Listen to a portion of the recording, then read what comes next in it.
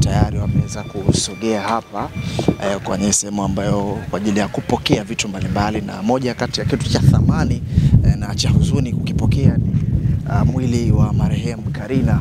Tunasogea hapa Bongo 24 na Habari Jamii kwa ajili ya kuona namna gani unaweza kupokelewa mwili huo, na kwa namna gani taratibu zitafuatwa na kwa namna gani mfumo utafuatwa. Lakini kilichosemwa awali ni kwamba mwili huu ukishafika hapa airport tunabidi urudi nyumbani kwao Magomeni kwa mamake, alafu kesho ndo kwa ajili ya masuala ya mazishi, na mazishi yatafanyika Kisutu kama ambavyo unamuona kakake hapa na akiwa kipaumbele kwa ajili ya kusogea ndani na kuweza kujua mwili wa marehemu Karina unapokelewa vipi, lakini pia kuweza kufahamu process ama utaratibu ambao unafuata. Kakake huyo akiwa wanajadiliana, hawa ni ndugu kwa pamoja wakiwa wanajadiliana kama ambavyo unaona namna gani ya kuweza kupokea mwili, lakini ndani kule kama ambavyo unaona watu wameweza kuweka foleni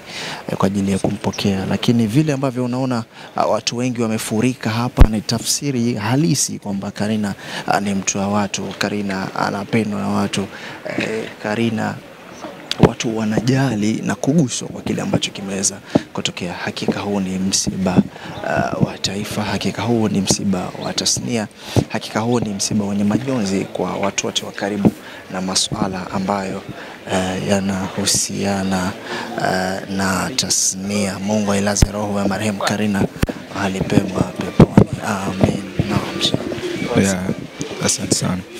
Naona kwa wingi watu wameibuka katika msiba huu. Hii ina maana gani kwa mtu ambaye kwa wengi wamekuja kumpokea? Inamaanisha ni mtu alikuwa mwenye upendo. Hawa ndo ambao wamerudi kwa ajili ya kumpokea mwili wa Karina, ambao hawa ndo wameshuka naye kama ambavyo unaona kwa uchungu mkubwa zaidi, hiyo akiwa wanalia pamoja na live. Watu ndio hivyo mbalimbali wanashuka hapa kuweza kupokea na kujua utaratibu gani ambao utaweza kutumika. Watu tofauti wako hapa, ndugu tofauti wako hapa kama ambavyo unaona vilio, taratibu